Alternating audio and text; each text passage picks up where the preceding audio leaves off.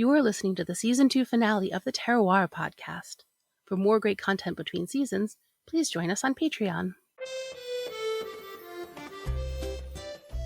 Welcome back to the Terroir podcast, to our final episode of Season 1. My name is Emily Monaco, and I am a food tour guide and culinary journalist based in Paris, France. I am Caroline Connor, otherwise known as Wine Dine Caroline. I run Lyon wine tastings, where I teach people about wine. I'm a wine expert and chef, and I live in Lyon. Lyon! Which I've been talking about. It's the culinary capital of France. I've been talking about it this whole season, so we're finally going to talk about Lyon. We are finally going to talk about Lyon. I know that you've been really excited about this, and frankly, I've been really excited about this too. It's, a beautiful city, home to a lot of different things we're going to talk about, home to the Bouchon, home to the pink praline tart, and home also to a heck of a lot of Beaujolais. Beaujolais all day is what I say. Right? So Beaujolais has a bad rep, doesn't it, in France? It's complicated, sort of. Beaujolais has a bad rep worldwide, and it is a both-and situation. It is justified, but it's also archaic. Let's put it that way. But is that where we should start? Should we start by talking about the wine from this part of the world? I think so, because the wine from this part of the world, unless I'm sorely mistaken, kind of fuels a lot of the other things that we're going to talk about in Lyon. And we're not too far from Lyon when we talk about Beaujolais, right? No. So let's actually situate my beautiful home city for a moment. If France is a square, which it's not, Lyon would be in the middle on the right. And so what makes Lyon so special, and is the reason that people really congregated here over all time, is that it's where these two really important rivers meet. So Lyon has a really specific terroir in itself. We have the Saône River, which comes from the north, and basically is a straight, vertical line, comes down along Burgundy, then through Beaujolais, and then hits Lyon. So Beaujolais is just north of us. And then we also have the Rhône River, which comes from Lake Geneva from the east, and then hits Lyon and takes a hard left turn to meet the Saône, become the Greater Rhône, and keep flowing down south. So this is where these two big rivers meet, which made it a really natural choice for people to settle and for wonderful things to happen, a lot of travel and trade. So Beaujolais is just north of Lyon. We're talking, half an hour to southern Beaujolais from my doorstep, and they are really connected. And it's funny. Beaujolais is referred to here as the troisième fleuve. It is the third river of Lyon because so much of it flows into Lyon. I love that. And I don't think you can overstate how kind of crazy it is coming from a city like Paris going to Lyon. And there really are these two massive rivers cutting the city and sort of dividing it. And you can understand exactly just how rich a place it was for these original settlers to be. Let's talk a little bit more about the history of Lyon in a minute, but I want to talk about Beaujolais first. Please do. Let's do it. Let's do it. Like I mentioned, Beaujolais is just north of Lyon, and it is just south of Burgundy. So they actually overlap a little bit at the very top. In terms of terroir, it's really important to understand that Beaujolais is sort of situated at the edge of the Massif Central, which we've talked about before is this huge volcanic mountain range that takes up basically the whole center of France. Massif Central is amazing. It's so beautiful. And I'm sure you have it's huge, right, Emily? Yeah, no, it's massive. My favorite anecdote, it's a massive.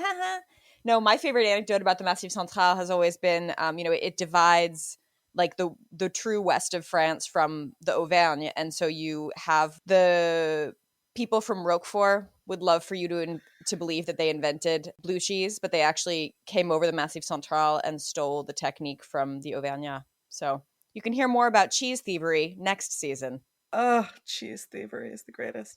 So basically, Beaujolais is sitting on the edge of the Massif Central. So it's on these decomposing volcanoes, basically. Oh my God, amazing. And at this point, they're less mountains, more hills, but there is, that's not quite fair. They're hilly mountains.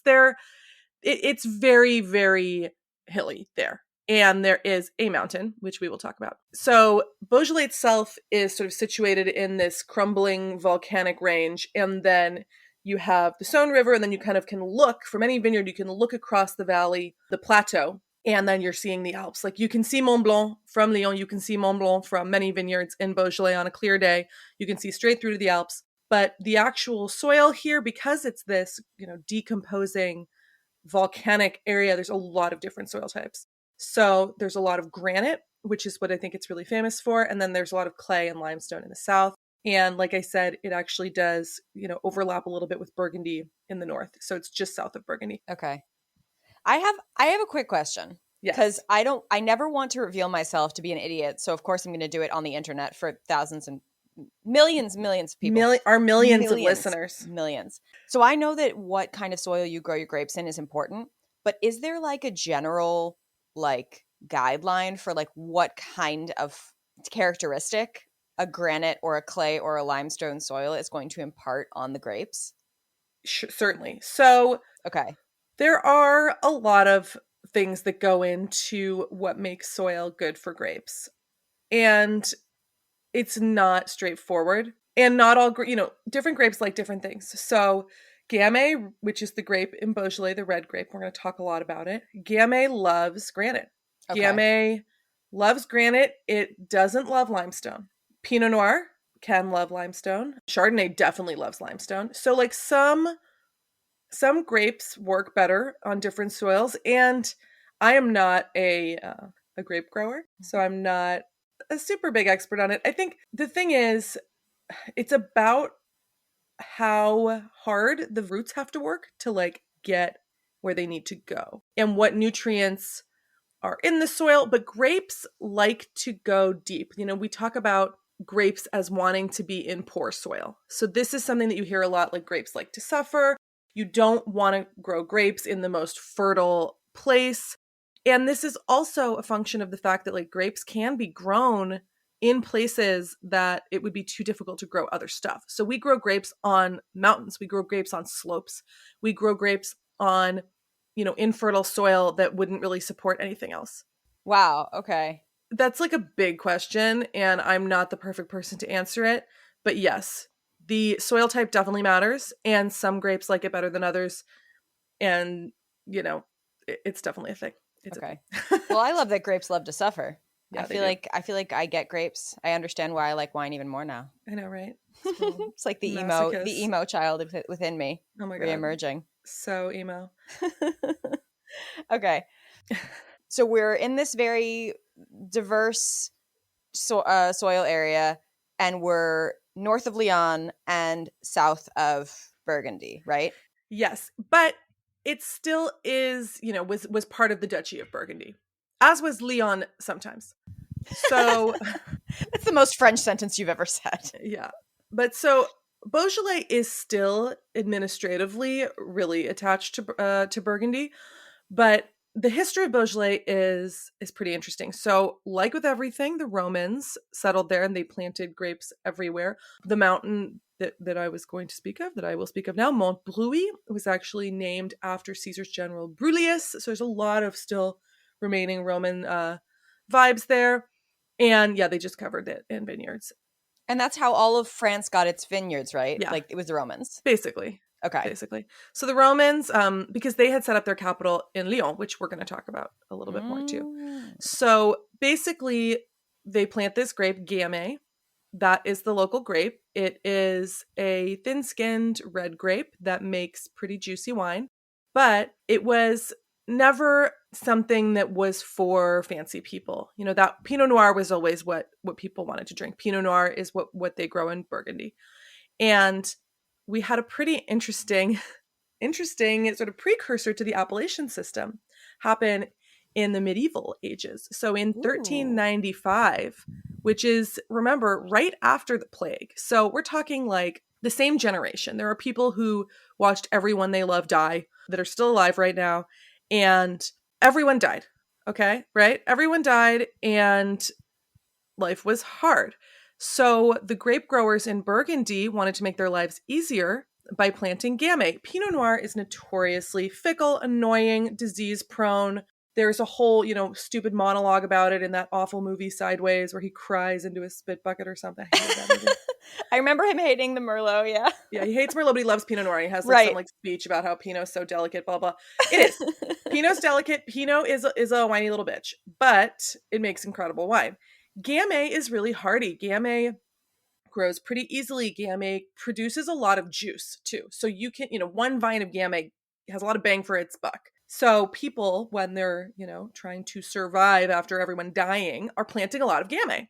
And the Duke of Burgundy is like, wait, the quality of the wine here is going down the toilet. I will not have this. And so in 1395, the Duke of Burgundy banned Gamay from his lands, from Burgundy. So he sounds like a Disney villain. Yeah, he was like, this is amazing. He was a drama queen. He banned Gamay. He called it a disloyal grape that was harmful to human creatures. He was like, it's poison. The whole language around Gamay was really violent. The mayor of Beaune was like, you can't do this. You're going to ruin everyone's lives. And they did. Like it basically, they ripped up all the Gamay and they could only replant Pinot. And so for, 20 or 30 years, there was like not very much wine because of this. But ultimately, he did protect the legacy of Burgundy by, he knew that Burgundy's power was in having this really high quality wine. And the Gamay was not good enough.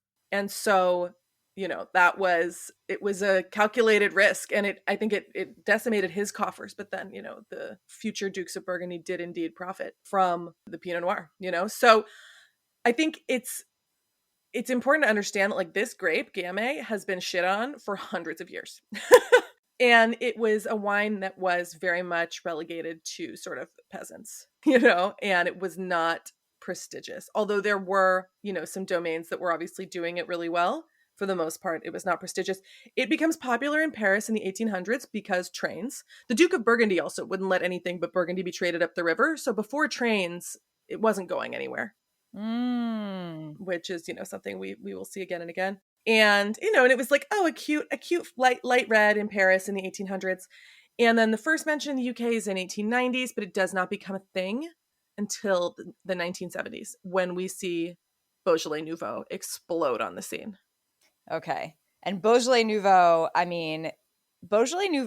so I remember when I first moved to Paris, it's like the week before Thanksgiving on a Thursday, everybody gets shwasted on banana scented wine.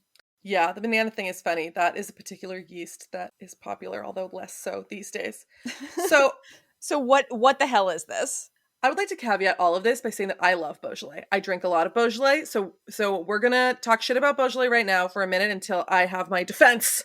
Well, I will say I also love Beaujolais. I'm just remembering these first events, and also I'm recalling the taste of the Beaujolais that they're pouring at most random Paris cafes, which I do not like. So Beaujolais Nouveau is why everyone hates Beaujolais today.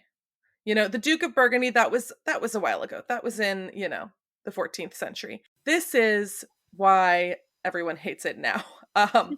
So basically, the history of Beaujolais Nouveau is that it sort of starts after World War II. Basically, there's not enough wine. People need their wine from the current year. Most red wine takes, about a year to actually be on the market, maybe a little bit less, 6 months, 9 months.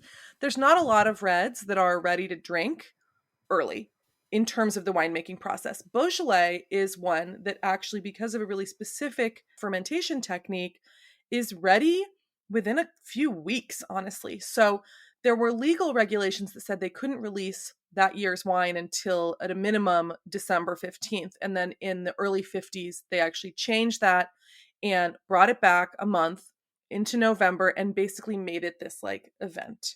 So this was a thing just pretty much locally. In the 70s, we see this story, and again, I'll say it again and again and again, where one person can really transform everything for everyone. So that person was a man named Georges Duboeuf, who was an incredibly brilliant marketer. He was actually from Burgundy, but he had a négociant, and he turned Beaujolais Nouveau into an international sensation. Do you love French lingerie as much as I do? Because if so, you better head over to Paris Undressed with Kate. She will teach you all you need to know about the sexy world of French lingerie, and that is on Paris Underground Radio. Now it's time for a word from the sponsors of the podcast. And now, back to the Terroir podcast. So 70s and 80s, Georges Duboeuf was an incredible marketer. He is selling the shit out of Beaujolais Nouveau. He's selling the experience. He's selling the event. He is buying all the grapes from everyone. Everyone, for the first time ever, is making money. They are planting. They are making volume. They are pumping it out into the world. People love it. People are swimming in it. There's still a spa in Japan where they swim in it every year. They have like a Beaujolais Nouveau pool. Beaujolais Nouveau est arrivé. Beaujolais Nouveau has arrived. It is this big fun thing. Sort of started in London, then made its way around the rest of the world. And it basically tastes like juice. It's this really light, fruity, almost no tannin, banana yeast vibe. It's really easy to drink and it's cheap. It's cheap and cheerful. And so this is this like sensation. And this is the thing that our parents like remember drinking too much of and being like, oh, you know, and it basically just wore itself out like any trend, you know? Mm-hmm. And so I think it's, you know, heyday is 80s. By the late 90s, it really has fallen from grace. And there's sort of two reasons for that. One is that wine writers are gaining a lot more power. And the wine writers are like, this stuff is garbage. We don't like it. And also, there was just too much of it. There was so much of it that in 2001, they were forced to dump over 1 million cases of it by the government because it was valueless because they had so much of it. So this whole thing, it's something that I really think is important to understand is that this is an area that was always in the shadow of Burgundy. It was never somewhere that was allowed to be popular or to make money. And so I don't blame the people here for hopping on this bandwagon. And I don't think that any of us should. And when you go there now, you see the kids of the people who actually, you know, were able to invest in themselves first time ever, making really, really amazing wine. So crappy Beaujolais Nouveau, it's a fun party. I still love Beaujolais Nouveau. I'm here for the party. There's a party in Lyon where they like roll barrels down. There's a little band. I mean, it's really silly. It's super fun. It's at midnight. It tastes like juice. And I have nothing against Beaujolais Nouveau. Good Beaujolais producers that make a Nouveau make good Nouveau too. Like the Duboeuf Nouveau isn't very good, but I also don't really care, you know? Right. And that's what I was going to, like, I do Beaujolais Nouveau now, and it's a really fun party. I'm sure you're going to talk about this in a minute, but, like, there is other Beaujolais aside from Beaujolais Nouveau, and if you have a Beaujolais producer that you're drinking all year long that you love, and they make a Nouveau, it's not like they made great wine all year long and they're going to make a crap Nouveau. The Nouveau is nice. It's juicy. It's drinkable. It's, you know, it's lovely. I love Beaujolais Nouveau if it's well made. Yeah. I mean, the thing is also a lot of the time, like, it's the same wine. They're just putting, especially for a really good producer, they're just putting a like slightly different label on it. Like I have 6 bottles of Nouveau in my cellar, and there's a myth that you can't drink Nouveau after, you know, the new year. Some of them I think that would be true, but the stuff that I have, like I know it's fine, although I should probably drink it. Today, it's about 25% of the production is Nouveau. And it's still something that's popular in Japan. It's not popular in America at all anymore. I was in America for Nouveau Day a couple times in the recent years and like couldn't even find a bottle, which was sad. In New York City, there was nothing. That's insane. Yeah, it was kind of surprising, but I think people really are over it. People forgot about it kind of in outside. I think in London you might still find some stuff, and in Japan it's still a thing. But it basically it became a bad taste in everyone's mouth. And even in Lyon, I remember talking to one of my neighbors a couple of years ago about how I was like, yeah, and I serve Beaujolais. And they're like, you serve Beaujolais at your fancy wine tastings? I was like, yeah. Duh. They're like, ugh, Beaujolais is gross. I'm like, you kidding me? Like, you need to come over for apéro. We'll have some good Beaujolais. So let me defend the Beauj. Please do. You know, Beaujolais today is so different than what they were doing in the 90s. This influx of money that they had was a really good thing that allowed a lot of people to, well, have money for the first time, but also to reinvest in their equipment and everything. And the fall from grace was actually in many ways a really good thing, because the less important you are as a region, the more people can do whatever the fuck they want. You know? Yes. The more room there is for experimentation. So we see in the early 2000s 4 people called the Gang of 4 men, Marcel Lepierre, Jean Foyard, Jean-Paul Thévenet, and Guy Breton, who basically, they're making natural wine. Organic wine, natural wine, before it's a thing. They're making good organic, good natural wine, low intervention. They are literal pioneers. People are sneering at them and saying organic wine. Like, ugh, I remember when people would talk about organic wine like it was disgusting. Oh, I remember that. Yeah. Of course, it's all the rage. But they were huge pioneers, and they were able to do this really in part because they had nothing to lose. You know, Beaujolais wasn't popular, so it didn't necessarily matter as much to be within the strictures of conventionality. And we still see that today. You know, today there's a lot of amazing young winemakers. I mean, the people that I work with are mostly in their 30s. They are so talented. Their parents were mostly growers, not necessarily making their own wine, or they were selling to a négoce. A lot of these people's parents are basically sharecroppers who like rent from the landowner. I mean, it's a weird structure there. Many of them, you know, did study winemaking at university, and then they like would go travel, work for someone else, and then they come back. There is a declining vineyard area, and I don't know if that's a bad thing. I was talking to a winemaker who was really concerned about the fact that Beaujolais is losing vineyards all the time, but from my perspective, Beaujolais grew vineyards so insanely during this Beaujolais Nouveau moment.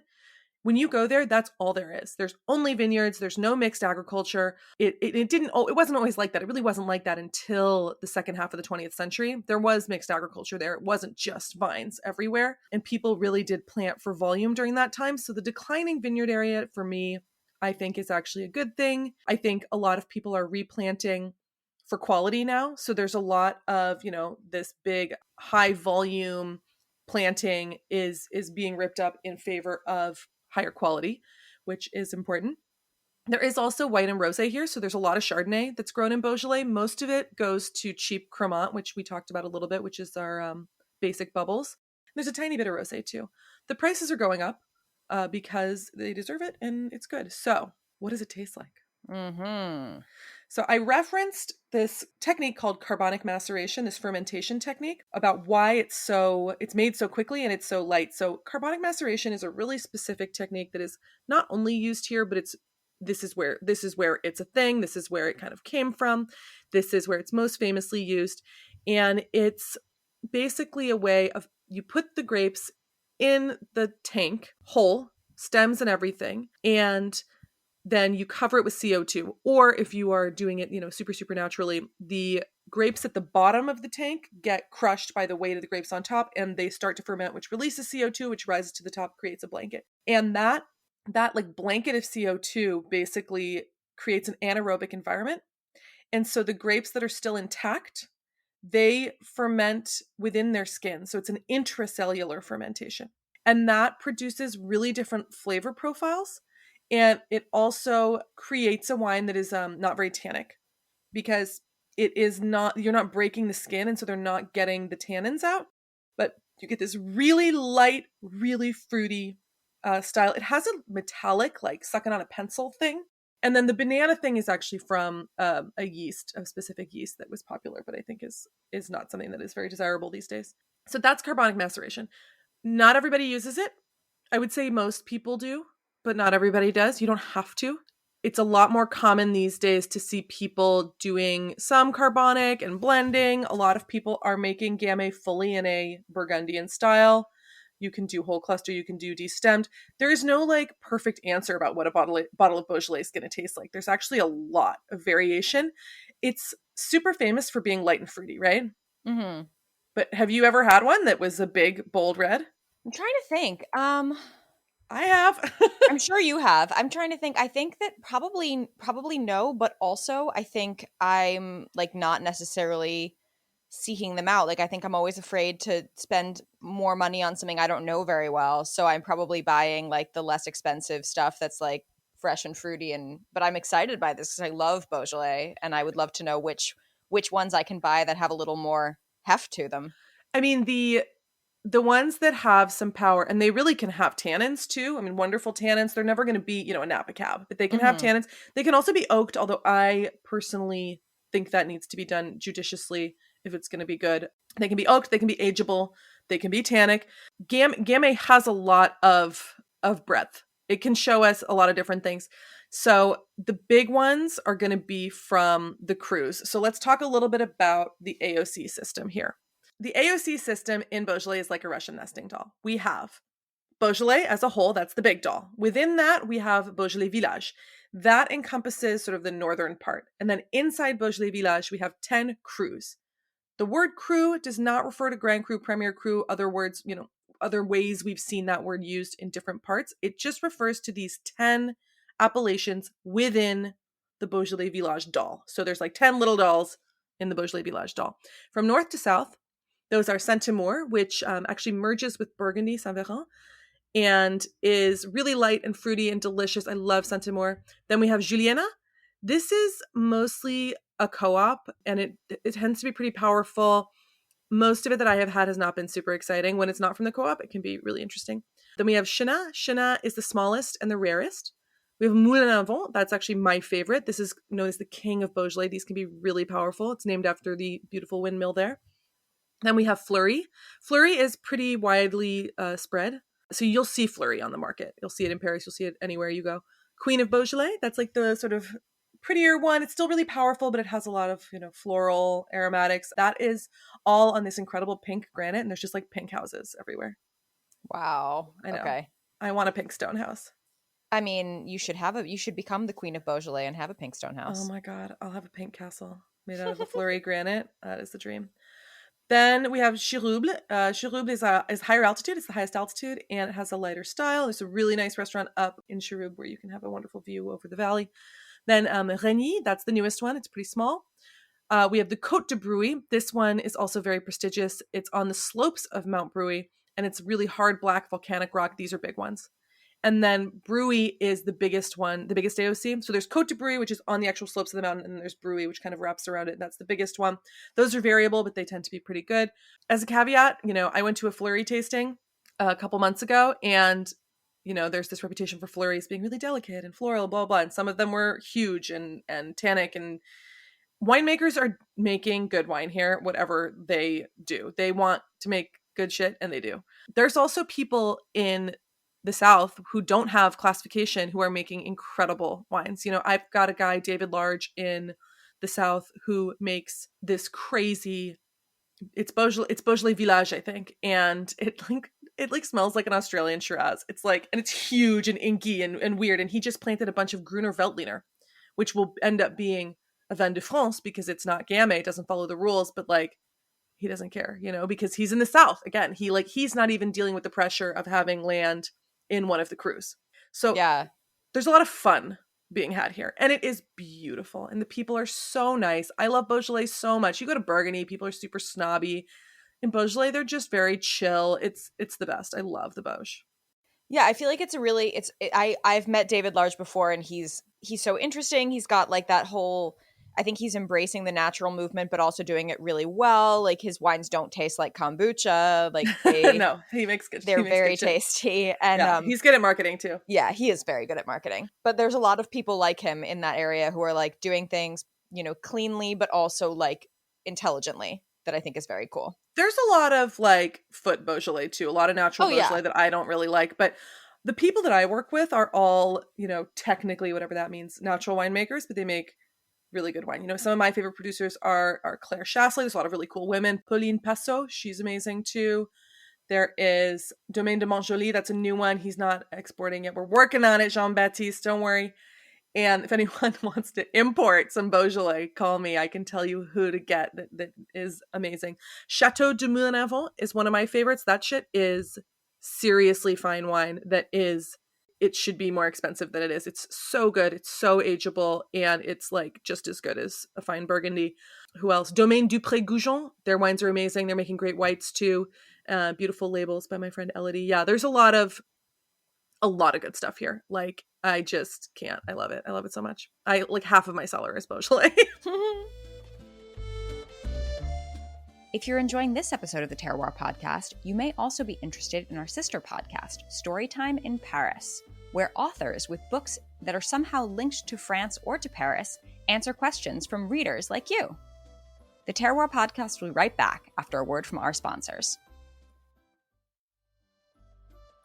And now, back to the Terroir podcast. So, I know that was a lot on the Bauge, but it's such a great region.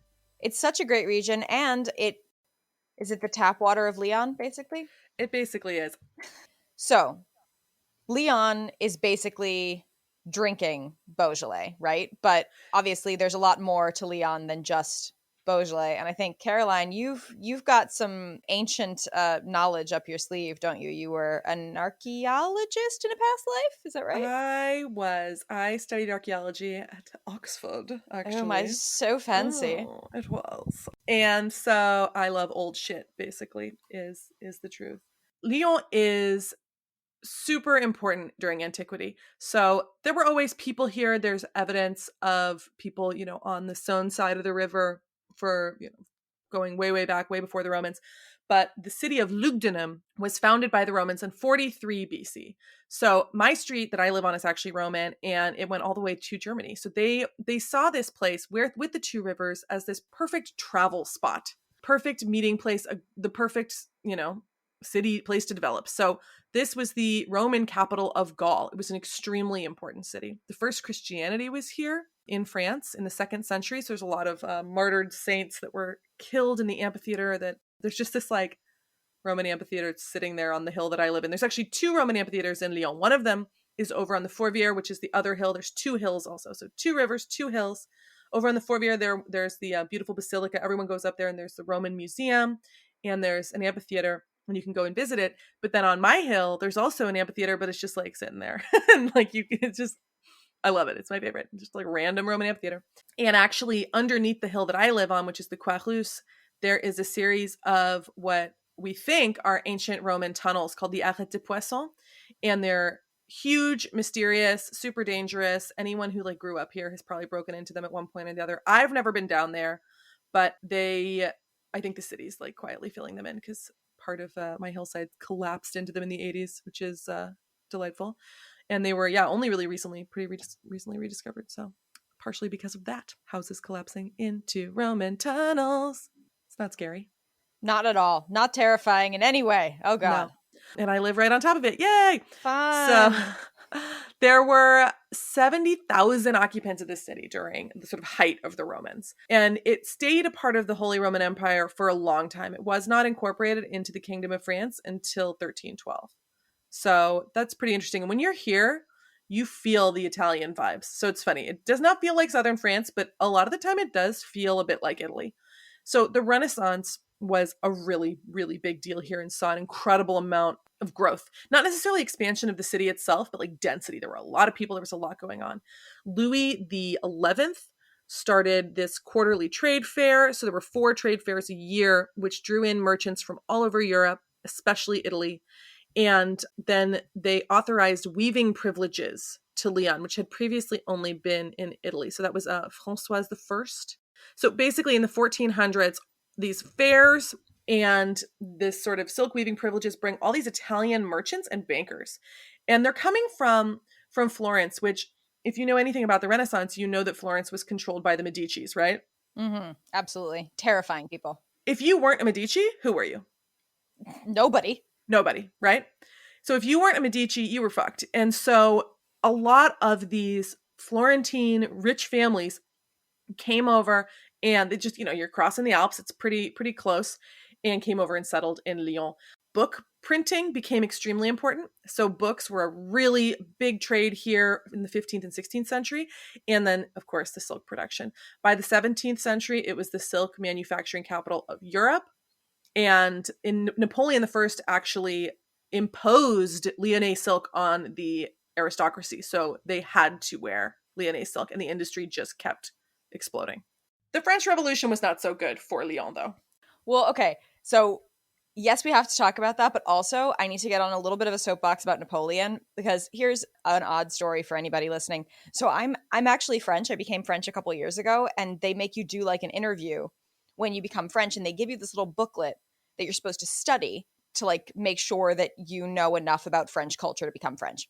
So I was assuming they were going to ask me specific questions, But instead what happens is you're standing there like going through your tax documents, and then this person sitting in front of you goes, "Can you name an important figure in French history?" And like I just forgot all the figures that I knew in French history. And so I said Napoleon. And I was like, okay, everybody is going, like, everybody's going to say Napoleon. I sound like I don't know anything. And so this woman asks me, like, why Napoleon? So I accidentally became this apologist for the empire during my citizenship interview. Oh my gosh. Which is not a great idea.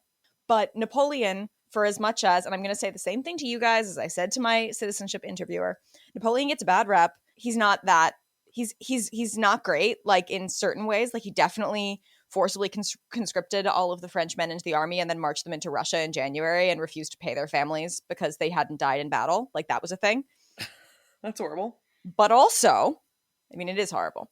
Also was really big on like producing things within France and being less reliant on imports and on the colonies. So silk is one thing. Another thing that we do here because of Napoleon is that a lot of our sugar comes from sugar beets, because we realized we could plant sugar beets here, but we obviously can't plant sugar cane.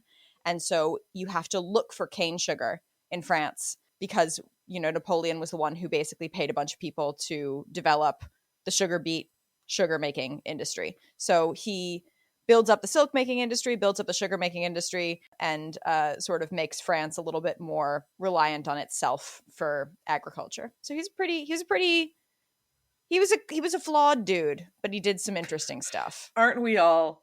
We're all flawed dudes at the end of the day. Yeah. The French Revolution was not good here, and Lyon was kind of on the wrong side, and they were besieged. A lot of people died. But after that, things were interesting during the Industrial Revolution. Yeah. The city blew up. It absolutely blew up. And the Industrial Revolution, we see the invention of cinema here, which is pretty cool. So there's a lot of like photography, also trains. A lot of production of chemicals starts to happen, and then textiles. And the chemical thing goes along with textiles. It's like dyeing and treatments and stuff like that. But the silk is still the big thing. Half of the people in Lyon are dependent on this industry, mostly located in my neighborhood, which is the Croix-Rousse. This whole neighborhood got built for the silk workers in the 1800s. So my neighborhood, the road was here since the Romans, but it was just a road to get out of the city. It's a plateau. There's like a super steep hill coming up and then a plateau on either side. All of that was sort of agricultural. And, the hillside was vines, obviously, and then the plateau was farmland until they built the neighborhood for the silk workers. So they were called the Canut, C-A-N-U-T, and that's also what we call these buildings. So I live in a Canut, and it's pretty cool. The jacquard loom was a sort of addition to these big silk looms that was a punch card system, and that's basically the first computers. So the first computers were these like this attachment to the silk looms, which allowed people to I think switch threads more easily, and that was the jacquard invention. There were the first ever workers' rights uprisings were here. So if you look at unionization in the UK and, the shipbuilders in Liverpool who unionized and, sort of rose up, they were looking here, where in 1831, 1834, 1848, the silk workers revolted because basically, I mean, there were so many people. It was incredible who were doing this, but it was all controlled by like 10 dudes. Right. Maybe it was like 13 dudes. There were like 13 dudes who controlled 97% of all the silk industry, and they were the merchants, and so they were setting the prices, and they also had consolidated these people in this one neighborhood, and so it was a really kind of perfect storm for discontent, and the 1800s saw the silk industry really decrease too. I mean, after the revolution, a lot of the market for silk changed because, of course, there's no more aristocracy or church necessarily market. And then the foreign markets, basically changed. It was an interesting time. And it was this whole sort of moment where also, I think, post-revolution, where all of these people who had been peasants become workers and have power for the first time ever, some power, at least some money. Yeah. Well, I think that's one thing that's really interesting to look at in, when you look at the history of the French Revolution and the French Revolutions, plural, because there are multiple. I think we often find ourselves focusing on Paris, which makes sense to a certain extent because obviously like that's where the crown was concentrated. And, when we think the first French Revolution, we're talking about 1789, we're talking about Marie Antoinette, Louis XVI. But like if you think about Les Miserables, for example, and that uprising, that's not the same thing. That's a different year, a different rebellion. And we have rebellions sort of dotting the whole first half of the 19th century. And we have a lot of rebellions in Paris, but Lyon is home to its own industry and therefore to its own demands and to its own rebellions. And it's kind of cool to see how it's happening kind of in the same at the same time as what's happening in Paris, bearing in mind that like it's not like we all have Instagram. We can't all figure out who's having a rebellion at the same time, but it's kind of this secular discontent that's kind of rising and falling through the first half of the 19th century. And we see it really, really clearly in Lyon, which is cool. Well, they didn't succeed. They were brutally suppressed each time. But but they kept trying. They kept trying. I mean, this was a dangerous job, and they were working all day long. I mean, these machines are big and they're beautiful. The looms. I mean, I'm sitting in my apartment right now, which would have had this giant loom in it, which is kind of crazy, and a family living here, and like everyone was involved. The women had their role with the loom. The children were running underneath to like pass the thread. I mean, and you're breathing in the fibers all day. I mean, it was not an easy labor. And to then have it all controlled by these dudes who sat at the treasury, down in the center of town, the bourgeois, I think was probably pretty shitty. Unfortunately, it was not an industry that could survive the 20th century. So there's still the textile industry is still big here, and chemicals are still really big here. There's a lot of biotech here, pharmaceuticals, but the sort of silk worker, my neighborhood obviously does not have silk workers in it anymore, and it's sad. I mean, I think the 20th century was pretty crappy in Lyon until really the end. Even then, like I think Lyon's been getting nicer for the last sort of 20, 30 years, but I don't think it was a great place in like the 60s or 70s. I think it was pretty polluted and pretty depressed, But there was always good food. There was always good food. There was always good food, and that is our chief focus here. And I think, we are talking about the history of a city because obviously, as we've been talking about on this whole season, the history of a place informs what kind of food is eaten there. And when we're talking about the silk workers, so there is this story that obviously the silk workers were constantly looking for awesome down-home places to eat. And so whereas, you get down-home places to eat of various styles in various bits of France, in Paris, we have our bistros. On the roads of France, you have the routier, which is where, truck drivers are said to go and eat, and they do go and eat. And you can apparently get a very, very good meal, or you used to be able to, for very, very cheap. Here in Lyon, we have the Bouchon. The Bouchon. So what is a bouchon? A bouchon is a type of restaurant. Like I often get the question when people come to Paris, what's the difference between a wine bar, a brasserie, a bistro, and a cafe? A bouchon is its own thing. And whereas I think in Paris, those categories of establishments have kind of become a little bit indivisible from one another, the bouchon does, to my mind, still have certain characteristics that define it. So oh yeah. A bouchon is a bouchon is a bouchon. Exactly. I don't eat at bouchons a lot because it's just not the kind of food that turns me on, but they can be really good.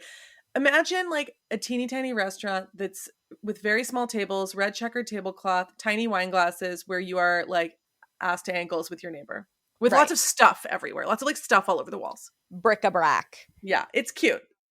It is cute. It's super it's typical of what you would expect to find in France, because as Americans, we all expect that France stopped in 1950 and that everybody uses a bicycle as their primary method of transportation. That is not wrong. But the thing is, what makes a bouchon is that the menu is pretty consistent across the board. And it is very much innards based.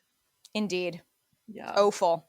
Ugh. So you're gonna find things like charcuterie. You're gonna find things like tripe. You're gonna find one of my favorite things in the whole world that I know you would not go near is andouillette. You like it? I love it. Oh, it's really so disgusting. It's a tripe sausage. It smells like a public toilet. Indeed, I don't understand how anyone puts it in their mouth, but they cover it in mustard sauce to make it basically mask the aroma. They do. They love it. They love it here. It's salty, it's herby, it does have a distinctive innards aroma, but I really like it. I had it at one of the Bouchons in Paris. Not in Paris, my God. I had it at one of the Bouchons in Lyon and had it with a glass of Beaujolais, and I was really thrilled with it. Oh my God. Whenever I go to a Bouchon, someone orders it. Yeah. And I always try a bite and I always regret it. But look, people love it. One of my favorite things, though, at a Bouchon is I do like a salade lyonnaise. Yes. And it's actually one of the first dishes I learned in culinary school. And it's basically salad with bacon, a poached egg, and croutons. And it's awesome. Okay. Yeah. Hold on. With bacon, yes. I had a salad lyonnaise in Lyon. I kid you not. The bacon pieces were the size of my thumb. Like, these are big lardons. Big ass lardons. Yeah, big ass lardons if you're doing it right. Yeah. And the poached egg, and you cut the poached egg, and the yolk mixes in with your dressing. Yeah, it's so delightful.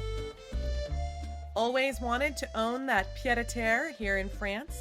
Make sure to listen in on Paris Estate of Mind, another podcast on the Paris Underground Radio that will help you figure out all your crazy real estate questions and anything you wanted to know about property in the City of Light. Now it's time for a word from the sponsors of the podcast. And now back to the Terroir podcast. Then there's and we had to do these at culinary school too, and these are a big pain in the ass, is the quenelle with the sauce Nantua. Will you tell me about that? Yeah, so the pike quenelle is pretty much everything at a Bouchon is meat. And this is the one fish option. And it's a dough that you fold pike into, which is a river fish, so it's super bony, so it's difficult to eat unless you prepare it in a certain way. So what the quenelle is you get all the flesh off the fish and you mix it in with it's like a dumpling. The dumpling dough, and you poach them and you serve it with this sauce Nantua, which is from the city of Nantua, which is not far from Lyon. And the idea behind this, so it's a crayfish based sauce, so it's made with crayfish tails and crayfish butter and cream. And so the crayfish actually, oddly enough, talking about that all the industry and the textiles from this area, the crayfish came from the lake near Nantua, which is known for its crayfish because, and this is kind of gross, the crayfish used to come here to feed on the skins that the tanners were tanning in the lake. Wow. So they were polluting the lake, and the crayfish would come and they'd be like, I guess we'll eat this, but it's delicious. I mean, it's good, but wow. Okay. I doubt that's where the crayfish come from these days, to be honest. These days, no, absolutely not. You can go swim in that lake. They're not tanning anything in the lake anymore. But yeah, that's where the original recipe for the sauce came from, is from the bottom feeding crayfish from the tanner's lake. Bottom feeding sounds about right. Yeah. When we talk about andouillette and this crayfish. It does indeed. But look, Bouchons are fun. You have to come to a Bouchon when you're in Lyon. Oh, you absolutely do. It's a vibe. And then we do have a lot of cheese. There's the cervelle de canut, which is the silk worker's brains. Yeah, that's a fun one. It's just cheese. It's cheese. It's I get it because it's got a texture. It's got a cottage cheese is not right. It's got a lumpiness to it. It's combined with garlic and herbs. It's got it's if you imagined that you had that boursin stuff that you get in the supermarket, but it's artisanal and more garlicky.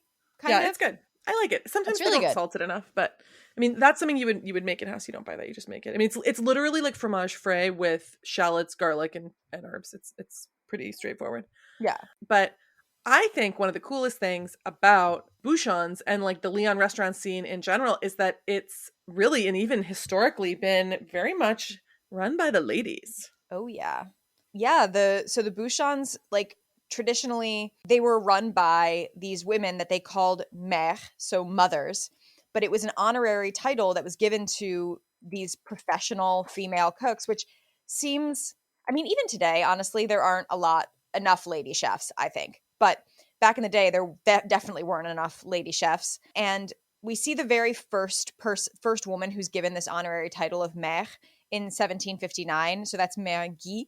And she starts cooking up this famous eel stew on the banks of the Rhone, and everybody gets really into it. And she sort of becomes the first mère lyonnaise. But specifically, between World War I and World War II, we start to see the former in-house cooks for wealthy bourgeois families who lost their jobs, and they start opening restaurants. And that's actually kind of how we see the rise of the first restaurant, but like centuries before. First, like modern restaurants right in the 20th century are opened by these women in Lyon. I mean, it's fucking incredible. No, it's wild. And you see this like sort of out of a time of, you know, austerity comes prosperity. It's kind of when we had the original French Revolution and a lot of in-house chefs lost their jobs because the aristocrats that they were working for were losing their heads. They opened the first restaurants in Paris right around the end of the 18th century. And so we're seeing the same thing happen here, but now everybody who's opening a restaurant is a woman, which is really cool. And it's interesting because I think we think of restaurants as being some sort of thing that has always been. But of course, that's not true. There would have been like taverns. Right. But attached to lodging, you know? Right. But not restaurants. No, the closest thing we have to a restaurant before the first restaurants are invented at the end of the 18th century is something called a traiteur. And so traiteur was originally the guy who was chosen by a guild. So if you were like part of the goldsmithing guild or like the cobblers guild, you would have like a monthly meeting with the rest of your guild and you would have a meal. And there'd be one person, a guy, because it's all men, who was chosen as the traiteur, the treater, and he would be the one who had to prepare the meal for everybody. And these meals got to be so popular and so like good that random Parisians would want to pay their way into them.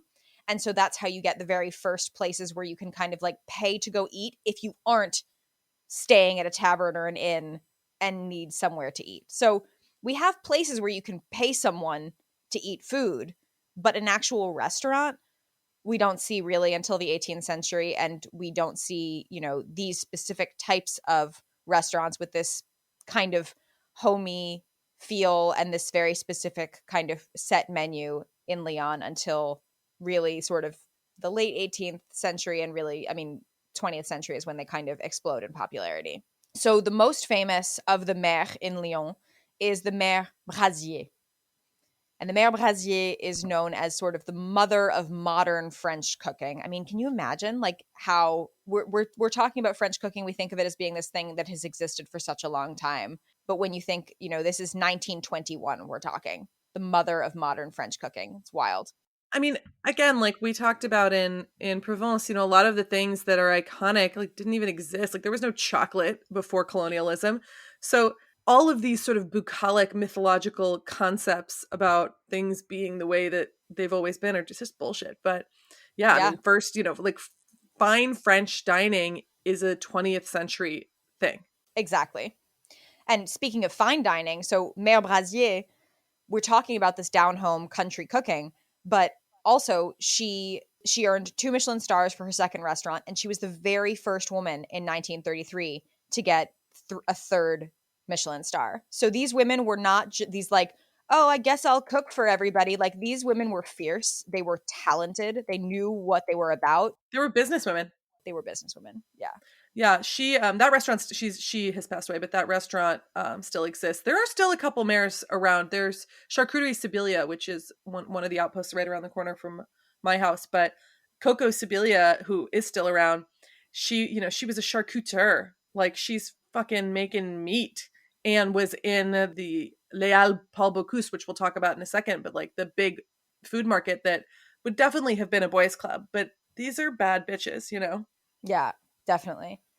So funny that you should mention that particular market, because obviously we have many phenomenal chefs in Lyon, but one of them has sort of risen to fame as like probably the most famous chef from Lyon, and that is of course Paul Bocuse.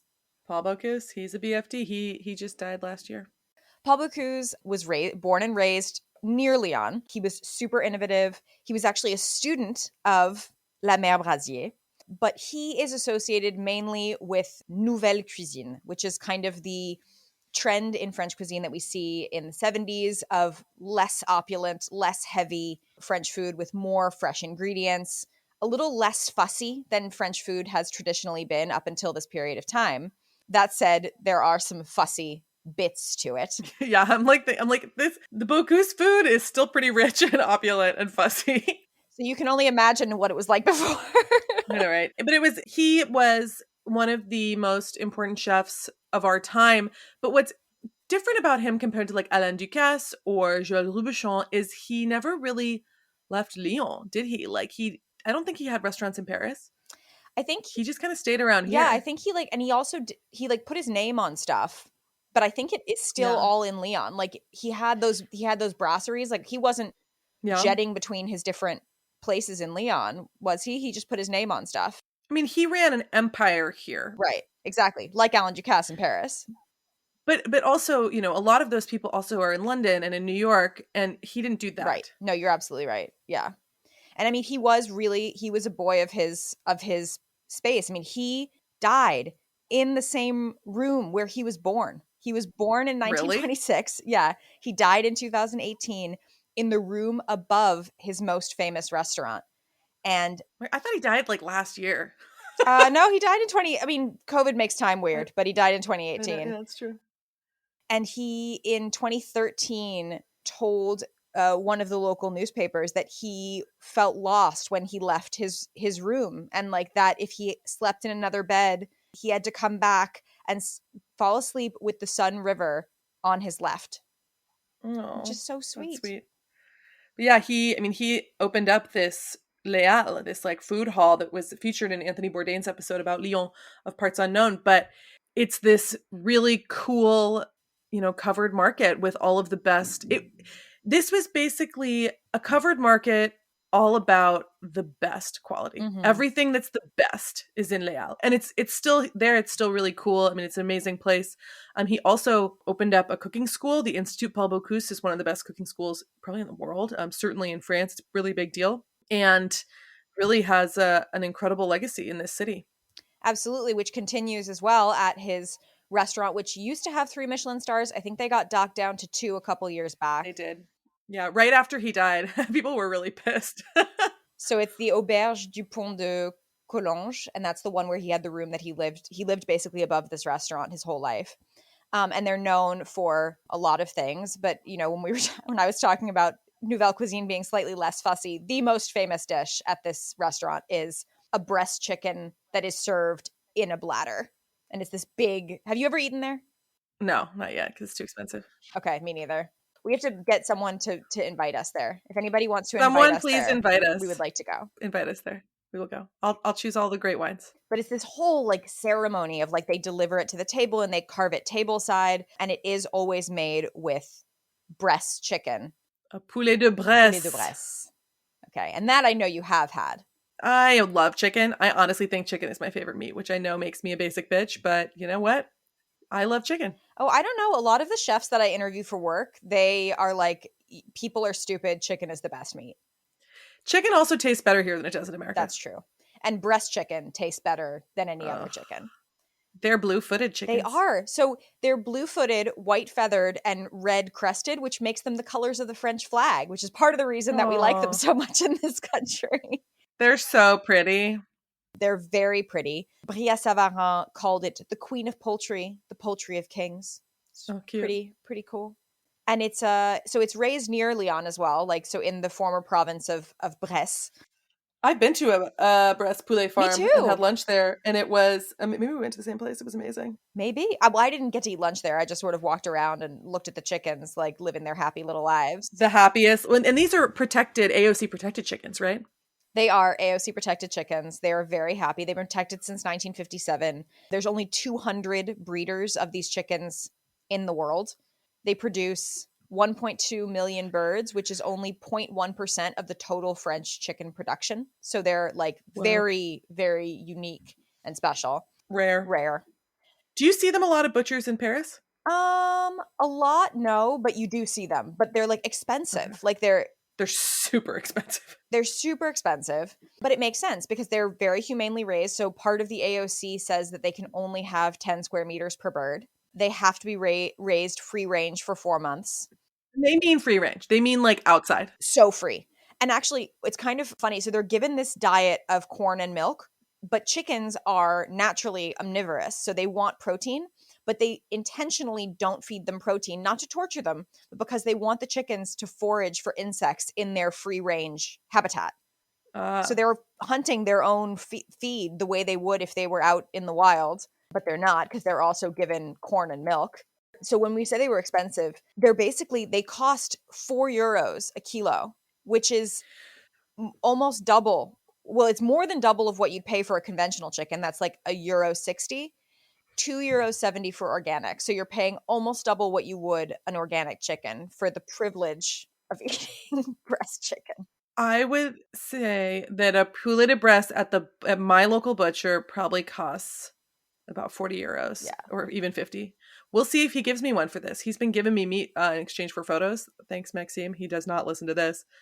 Will you cook it with the other specialties of Bresse, which are cream and butter? Mm-hmm. Yeah. Well, the traditional way, I think the most common way you see poulet de Bresse is with a morel mushroom sauce. Yes. Cream sauce and cooked in vin jaune, which is wine from the Jura. If you're enjoying this episode of the Terroir podcast, you may also be interested in our sister podcast, The Heart of You, where expert Annette Delou teaches you how to get in touch with your innermost manifestations and desires. The Terroir podcast will be right back after a word from our sponsors.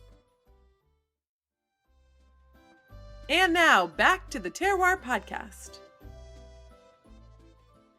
Let's talk about the pink praline tart. I think they're fucking stupid, but why don't you tell me about them? I'll tell you about them, and I think, here's the thing. If you have a sweet tooth, you might like this, but the fact that you find it stupid, I think that's okay because it's actually really, really recent. Like, it's kind of a marketing scam. So let's go back in time. We talked last week about the Saint-Genix cake. We've actually talked about this for 2 episodes. This has been our cake we've been talking about for a while. So Saint-Genix cake was this brioche studded with praline, invented by a married couple, one of whom was from one side of the area, the other one was from the other side of the area. They came together, they brought together their 2, wealths of knowledge, and they invented this brioche cake that had the pink pralines studded throughout it. The Saint-Genix cake was brought to the World's Fair in Paris in 1867, and that was when it sort of started to become popular throughout France.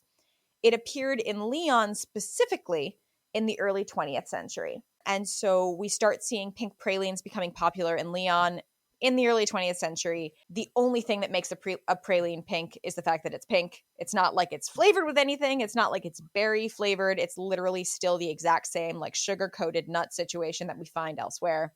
But that's why I think it's stupid. It starts to become this like marketing thing. So we have Pralinés, who is this bread baker, pastry chef in Lyon in 1955. He starts selling the praluline, which is the name he gives to his brioche studded with pink pralines, which you can find in Lyon. You can also find it in Paris. You can also find it in Provence. He's got bakeries all over the place. Yeah, Pralinés is pretty widespread. There's one on my street, and it is good. It is good. To be fair. No. It is and good. Also, he does do, little shout out, he does these stacks of single origin chocolate bars that are wrapped up in raffia, and it's like a 10 different single origins stacked in a stack, tied with a bow. Beautiful Christmas gift if you're getting a Christmas gift for somebody who likes chocolate. They have nice shit in there. Yeah. But there was this chef, so Jean-Paul Lacombe, who was thinking about the Bouchon menu and the traditional Bouchon, and the fact that, you have this salad Lyonnaise or like a lentil salad to start. You have all of these different mains that you can offer, from andouillette to pike quenelle. But in terms of dessert, all you have really is cervelle de canut or bugne, which is basically like a donut that they serve in the area. And he's like, we need a better dessert than this. And it was in the 70s that the Michelin-starred Alain Chapelle invented the pink praline tart, which is basically like a pink, like it's like if you imagine like a walnut tart that you get in Canada, or if you imagine like a pecan pie, but more tart and like less of the flan part that you get of a pecan pie. That's kind of what it is. It's like it's just caramel and food coloring and almonds. It's very, very sweet. It's usually served, I can eat it if it's served with unsweetened whipped cream. Otherwise, I can't actually eat it. It's too sweet for me. I'll have it just tastes like nothing. Like, it doesn't excite me. It tastes like sugar. But people love it. It tastes like sugar. People love it. It's cute and it's pretty. It's pink. Yeah. It's pretty. And it's a typical dessert. It's funny because I feel like we're talking about all this stuff that doesn't actually sound that appealing. So can I just like pipe in with a little bit of why it's the culinary capital of France? Because it's not because of Bouchons. It's not because of pink praline. It's because It really goes all the way back to the history. We're talking about this place that was always about merchants and money and travel and trade. And so we have all of these incredible ingredients coming in from everywhere. A lot from Italy. We're getting incredible meat, ham traditions.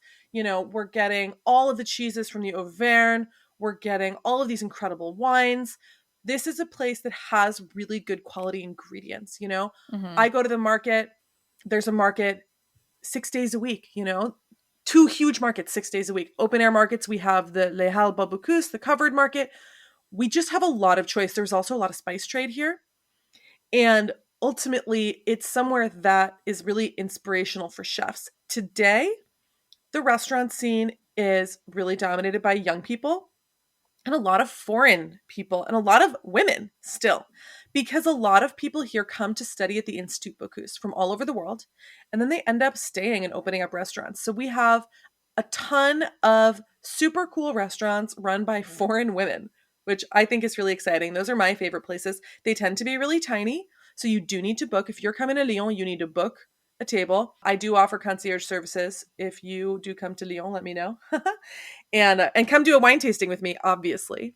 But it is just a really great place to eat. There are so many cool restaurants, and they're dynamic, they're fun, they are run by modern people. It is not stuffy. It just doesn't have to be. So we have this a côté, a side of it that is very traditional and Bouchon and all of that. And then we have a side of it that is so fun and exciting. And that's what turns me on. So I think that's awesome. And I honestly think that this is a really cool way for us to end this season of the Terroir podcast, because today, France is a country in general with a huge, rich, long tradition, but there's also really fascinating new stuff happening all the time. And I'm excited to get into that more with you next season as we explore even more regions of France. Yay! If you have a specific region you want to hear about, please hit us up. Let us know. Send us DMs. I'm Wine Dine Caroline on Instagram. Emily is Emily_in_France. And we would love to hear from you. And please share the podcast with your friends, subscribe, review, and rate it. And it makes a huge difference to us. We love you so much. Thank you for listening. And Emily, I love you too. Thank you so much for being on this journey with me. Oh man, Caroline, I love you too. Yay. Cheers.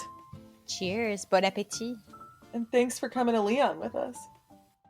This episode of the Terroir podcast was produced by Jennifer Garrity for Paris Underground Radio. For more great content between seasons, please join us on Patreon.